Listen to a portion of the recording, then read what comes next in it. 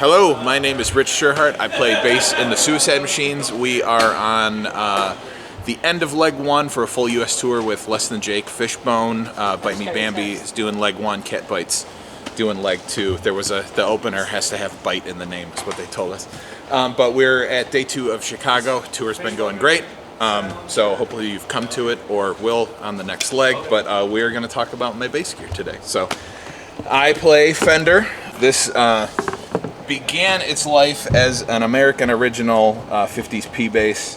So it had the original full like 1 3/4 nut, and I got it, and I loved how it sounded and everything, but the neck was like just wide enough, and I was like, I was thinking about it too much when we were playing, so I opted for the Vintera made in Mexico jazz bass neck with the roasted maple, which I love the roasted maple. It's very like sturdy, so you don't have to do neck adjustments very often, and has the vintage fret wire, which is low. I love that. I don't like tall frets because I grip hard, so I bend things sharp, but love the combo.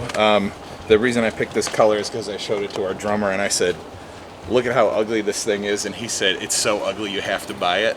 And I did, and what's funny is I get it, and now with the roasted maple, everybody is like, is that a custom shop? That thing's beautiful and whatever. And I was like, well, I customize it a little bit, but the pickups are the 58s, and I was all excited because it came with the covers. I'm like, I finally got one with the covers and the tug bar, and then took all that shit off because it just gets in the way. Yeah, I keep both at 10. I never touch the tone knob, but I have learned from in another bass at home. I have a no-load tone pot, so when you go all the way to 10, it just takes it out of the equation.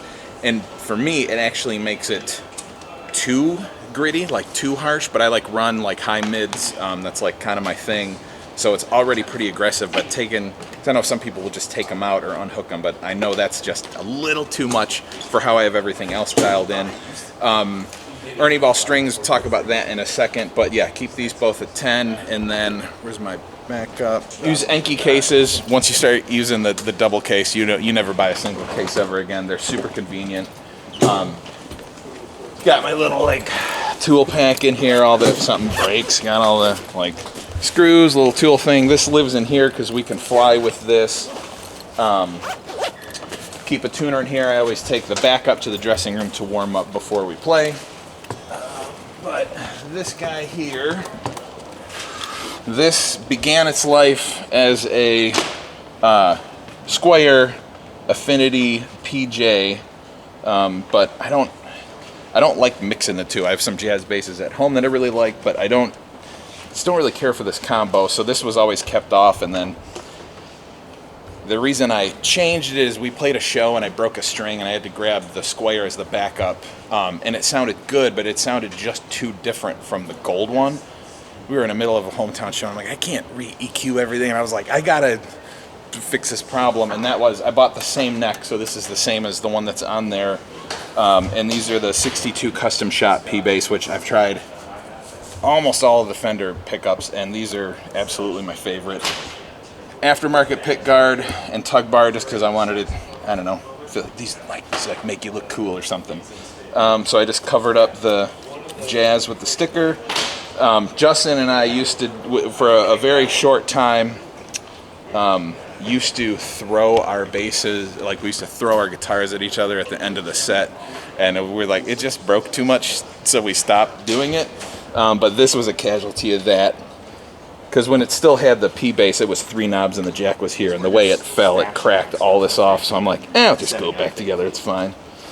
So that's the backup. It doesn't matter. Got you. Going back to same thing. I keep both of those, tone volume at 10. Just standard tuning. There's a few songs on our last full-length Revolution Spring where we down tune on the recording. We played one of them live, and we can get around it without having to change the tuning. It's just a half step down.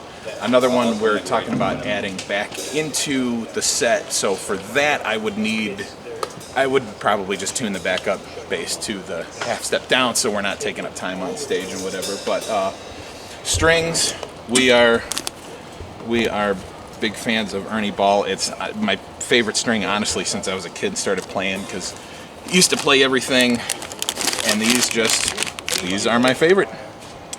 super slinky.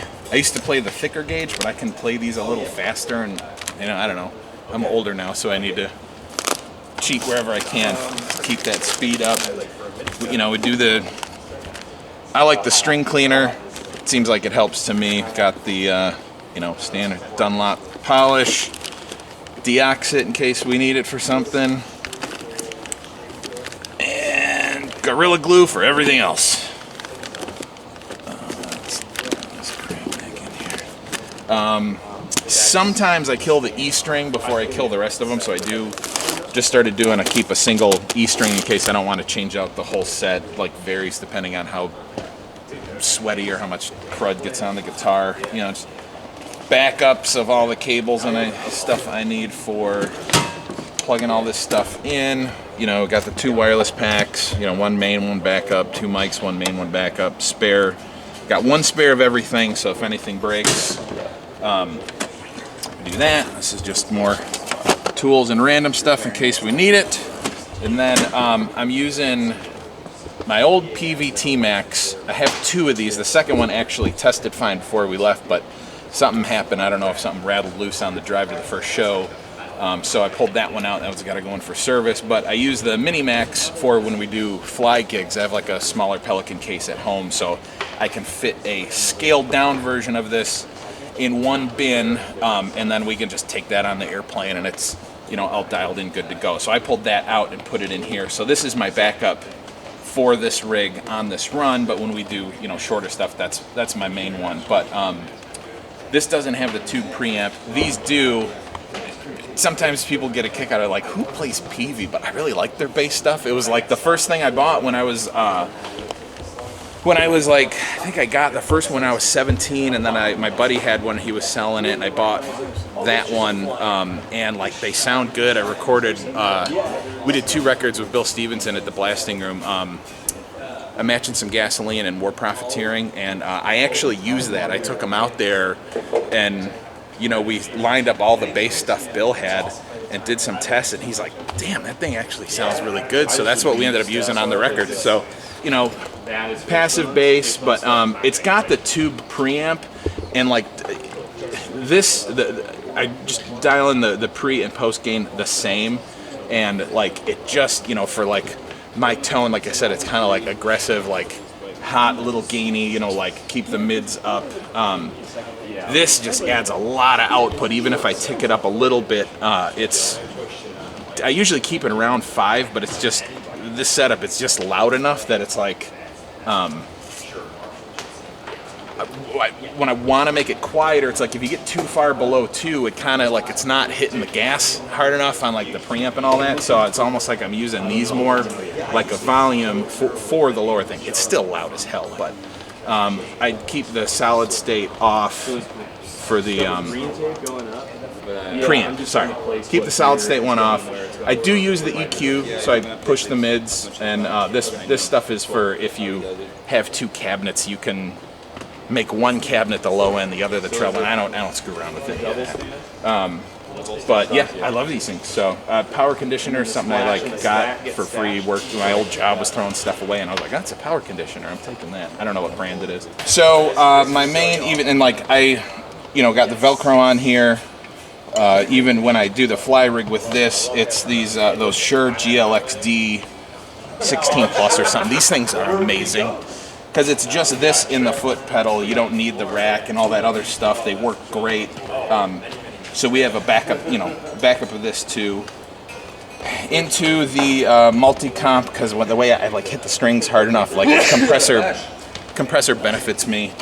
Just kind of smooths everything out a little bit. And then into the Sans amp, which it's the programmable one, so you can have 3 different things dialed in. One is like my main sound. This is the DI I use that goes to front of house. Sometimes front of house mics, and I'm not particular about that. I know I got this dialed in, and it's a little gritty, so 3 is like they're kind of dialed in for different cabinets I have at home, but when we're out on the road, 3 is a little less gritty, and 2's really quiet and boring, so I never use it. So on this run, depending on what it sounds like in the room, I go between 1 and 3. I have the ABY pedal, so if one of these goes down, it's wired up where I send a signal to our stage manager, Mark. We can just switch to the second head, and all he's got to do is switch the speaker jack. Everything else, or switch the speaker cable going to the cabinet, and then we're good to go. Fender power supply. Like I said, I love Fender shit. That's my favorite thing.